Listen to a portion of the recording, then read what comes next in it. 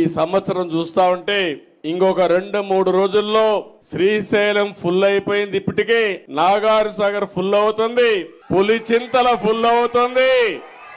రాయలసీమలో సముద్రం లేకపోయే నీళ్లని రాయలసీమకు పంపిస్తే అన్ని రిజర్వాయర్లు పూర్తయితే రాబోయే 5 సంవత్సరాలు కూడా కరువు అనే మాట లేకుండా ప్రణాళికలు తయారు చేసే బాధ్యత మాదని మీ అందరికీ హామీ ఇస్తున్నా.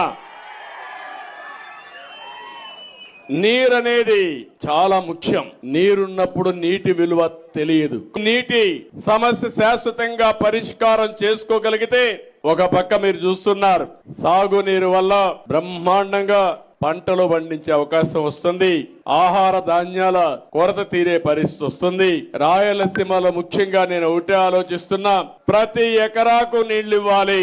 ఆ నీళ్లు ఇవ్వడం కూడా పండ్ల తోటలు, ఉద్యాన పంటలు ఎక్కువ పండించాలి. ఒకప్పుడు రాయలసీమ రతనాల సీమ రాయల టైంలో, తర్వాత వచ్చిన పాలకుల వల్ల ఇది రాళ్ల సీమగా మారిపోయింది.